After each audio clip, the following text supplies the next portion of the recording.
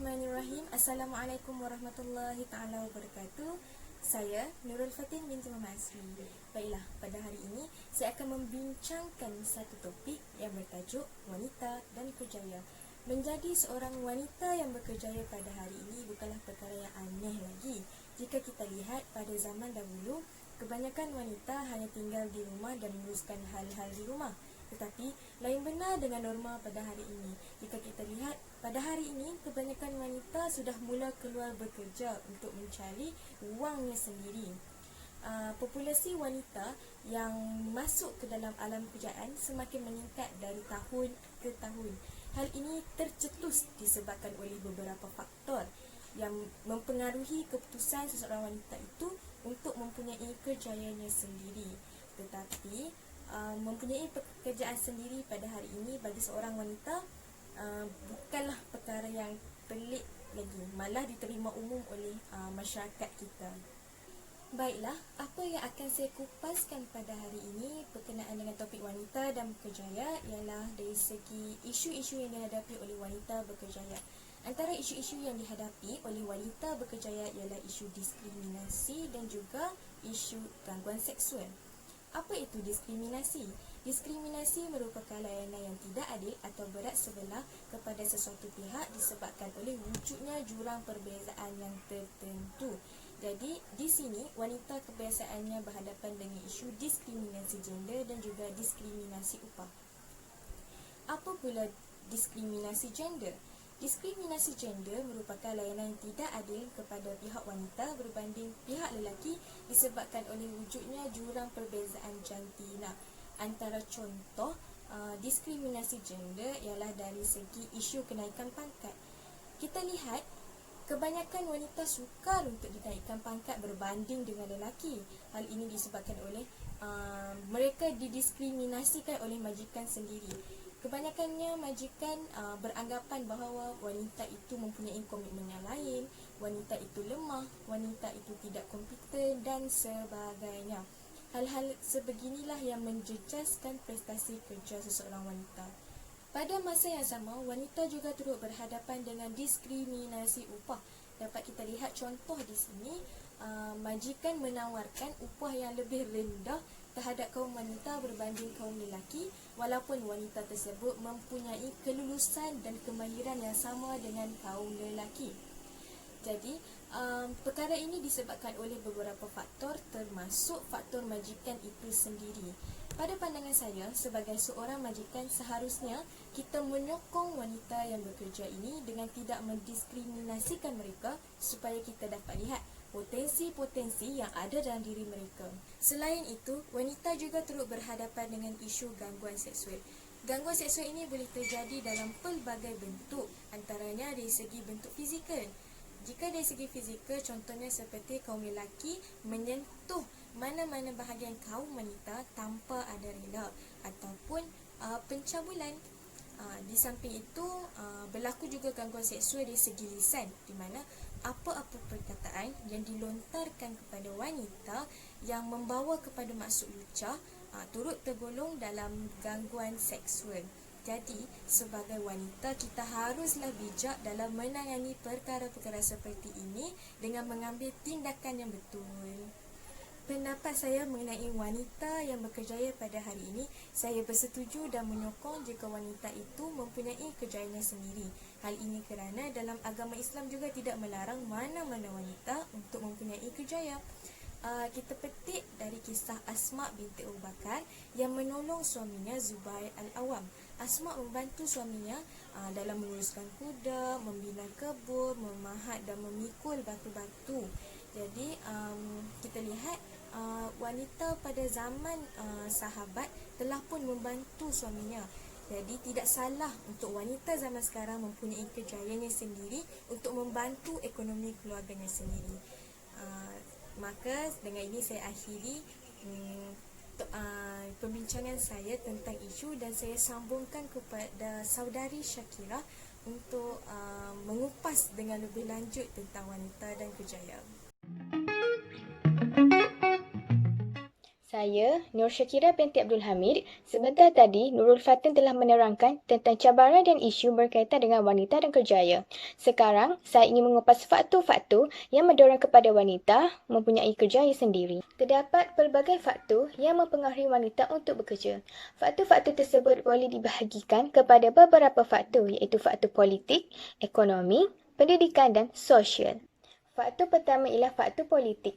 Memandangkan kaum wanita adalah antara penyumbang utama pembangunan negara, maka kerajaan telah mengambil inisiatif bagi menggalakkan penyertaan wanita dalam pekerjaan dengan menggubal beberapa dasar dan memberi intensif kepada wanita. Antaranya adalah menyediakan pusat jagaan anak dan memberi subsidi yuran jagaan anak bagi menangani isu pekerja wanita. Selain itu, kerajaan menjamin bahawa tiada diskriminasi berlaku. Kedua adalah faktor ekonomi. Faktor ekonomi seperti peningkatan kos sara hidup, pendapatan suami yang kecil dan kedudukan isi rumah yang tidak mencukupi serta status ibu tunggal turut mempengaruhi seseorang wanita untuk keluar bekerja. Selain itu, peluang pekerjaan yang ditawarkan. Tawaran pekerjaan yang menyediakan kadar upah yang tinggi di samping kemudahan yang menarik seperti kemudahan kesihatan, insurans dan sebagainya menarik golongan wanita untuk melibatkan diri dalam pekerjaan. Tiga adalah faktor pendidikan. Tahap pendidikan yang semakin berkembang telah menyaksikan pertambahan golongan wanita yang berpendidikan tinggi. Ini menyebabkan ramai wanita cenderung untuk bekerja dan membina kerjaya masing-masing. Golongan wanita juga telah ramai yang mengikuti pengajaran pelbagai jurusan profesional seperti perubatan, kejuruteraan, undang-undang lain-lain. Oleh itu, mereka berupaya mengisi peluang pekerjaan dalam bidang-bidang tersebut yang selama ini dikuasai oleh golongan lelaki. Keempat adalah faktor sosial. Antaranya adalah kemudahan penjagaan anak, kebimbangan wanita yang kematian suami atau diceraikan atau status ibu tunggal serta corak pemikiran masyarakat yang semakin berubah. Bagi sesetengah wanita yang telah berkahwin, kebimbangan timbul jika berlaku sesuatu seperti diceraikan, ditinggalkan atau kematian suami. Ini menyebabkan mereka keluar bekerja. Seterusnya, corak pemikiran masyarakat hari ini yang semakin berubah mendorong wanita untuk terus bekerja dan menceburkan diri dalam pekerjaan. Jika sebelum ini, masyarakat tradisional memberikan pandangan yang tinggi kepada wanita yang menjalankan tugas sepenuh masa sebagai isteri dan ibu. Namun, pandangan ini semakin berubah. Pada pendapat saya, wanita pada zaman sekarang harus memiliki pekerjaan sendiri kerana seperti yang saya ulas sebentar tadi atas faktor-faktor politik, ekonomi, pendidikan dan sosial menunjukkan bahawa pentingnya seseorang wanita untuk mempunyai kerjayanya sendiri supaya dapat menjamin masa hadapan jika berlaku apa-apa yang tidak diingini kepada dirinya dan keluarganya. Apabila seseorang wanita itu berkerjaya, dia mempunyai simpanan sendiri yang dapat membantunya pada masa hadapan. Jadi di situ dapat dilihat betapa pentingnya wanita untuk mempunyai kerjaya sendiri. Akan tetapi, seseorang wanita yang berkerjaya harusnya tahu akan batas-batasnya.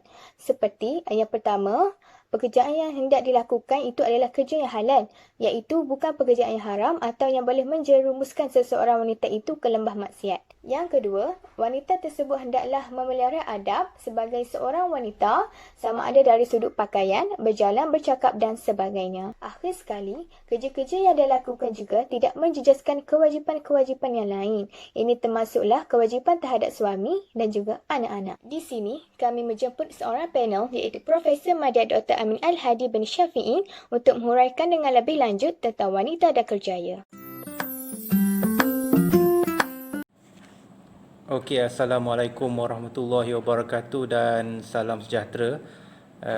Jadi ada 3 soalan yang diminta saya jawab. Dan soalan pertama penangan tentang wanita dan alam pekerjaan. Jika kita lihat pada zaman sekarang, kebanyakan wanita di Malaysia, kalau kita tengok di universiti-universiti, ramai mahasiswa-mahasiswi. Kalau tengok kan ratio dia, mahasiswi lagi ramai daripada mahasiswa. Jadi kita tidak nafikan ilmu yang dicurahkan kepada pelajar-pelajar wanita amatlah penting, seperti mana kita mencurahkan ilmu pada pelajar-pelajar lelaki. Dari tentang alam pekerjaan itu disebabkan kekurangan tenaga kerja lelaki di beberapa sektor-sektor, dan ini merupakan satu peluang pada wanita untuk mengisi kekosongan ini. Jadi pandangan saya tentang wanita dan alam pekerjaan, saya menganggapnya satu perkara yang positif, tetapi dalam masa sama juga kita perlu lihat kekurangan ini perlu juga diisi oleh kaum lelaki. Jadi kita lihat lelaki dan wanita, walaupun ramai wanita yang bergraduan, tetapi perlu juga ditekankan tentang masa depan ataupun peranan seorang lelaki di dalam sektor-sektor tersebut. Dilihat juga kalau sektor di mana wanita, pekerja wanita terlibat, di situ juga perlunya ada sektor ataupun perlunya ada pekerja lelaki. Jadi soalan kedua ialah relevankah wanita yang sudah berkahwin mempunyai kerja sendiri? Saya secara terus terang saya bersetujulah kalau wanita tu sendiri mempunyai kerjayanya sendiri walaupun sudah berkahwin. Ini disebabkan kita lihat kos sara hidup di negara kita makin meningkat. Jadi kalau kita lihat juga untuk menyara sebuah keluarga bukan satu perkara yang mudah dan juga murah. Perlu juga peranan seorang isteri untuk membantu keluarga, bukan saja di rumah tetapi juga di menambahkan pendapatan keluarga itu sendiri. Kita lihat juga dari segi mengapa relevannya juga, kita lihat juga wanita juga memainkan peranan yang penting, kerana kebolehan seorang wanita, dia boleh melakukan sesuatu pekerjaan itu dengan lebih teliti berbanding dengan lelaki. Tetapi dari segi konsistensi itu, nampaknya lelaki lebih di peringkat sedemikian untuk konsisten ataupun dari segi kepimpinan.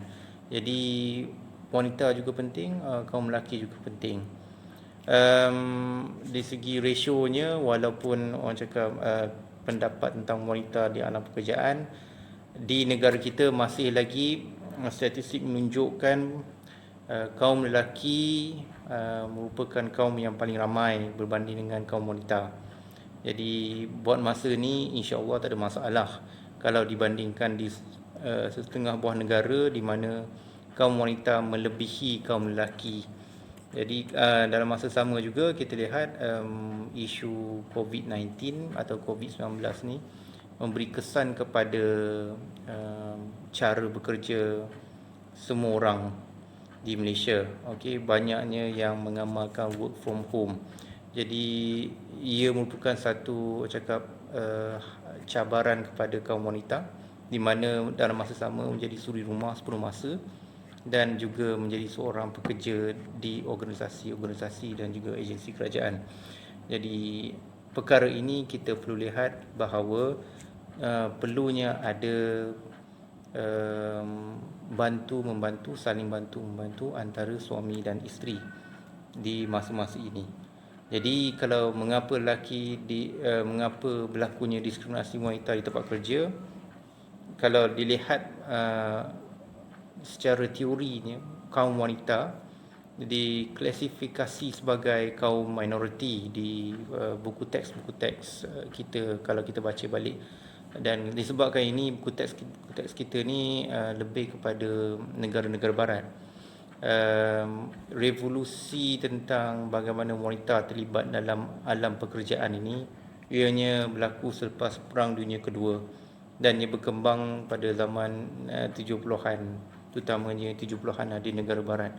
Jadi perkembangan ini, walaupun terdapatnya diskriminasi dan sebagainya, ia berkemungkinan disebabkan keupayaan wanita itu sendiri di tempat kerja. Okey, dalam masa sama juga kita lihat diskriminasi ini juga tidaklah begitu lama, disebabkan ramai kaum wanita sekarang telah pegang ataupun sedang berada di posisi-posisi yang penting, seperti contoh menjadi Knight Chancellor di universiti ataupun menjadi ketua pengarah di setengah agensi kerajaan dan sebagainya.